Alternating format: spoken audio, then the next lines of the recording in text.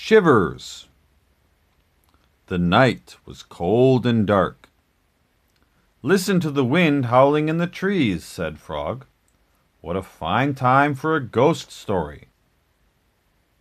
Toad moved deeper into his chair. "Toad," asked Frog, "don't you like to be scared? Don't you like to feel the shivers?" "I am not too sure," said Toad. Frog made a fresh pot of tea. He sat down and began a story.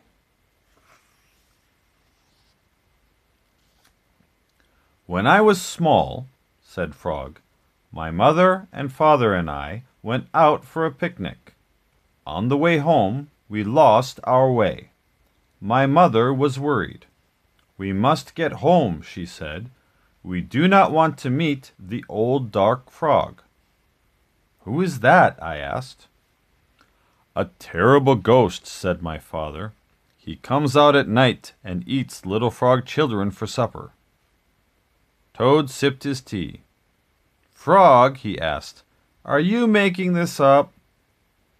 "Maybe yes, and maybe no," said Frog.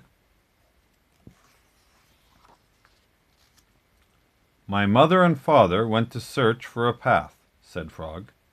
"They told me to wait until they came back. I sat under a tree and waited. The woods became dark. I was afraid. Then I saw two huge eyes. It was the old dark frog. He was standing near me."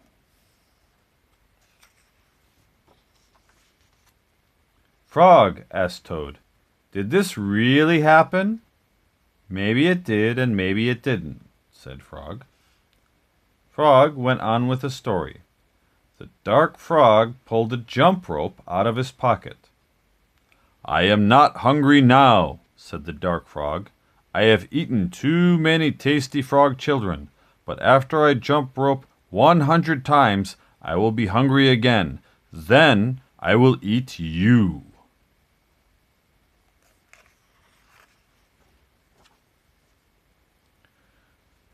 The dark frog tied one end of the rope to a tree. "Turn for me," he shouted. I turned the rope for the dark frog. He jumped 20 times. "I am beginning to get hungry," said the dark frog. He jumped 50 times. "I am getting hungrier," said the dark frog. He jumped 90 times. "I am very hungry now," said the dark frog. "What happened then?" asked Toad.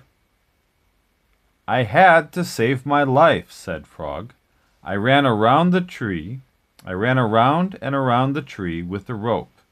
I tied up the old dark frog. He roared and screamed. I ran away fast.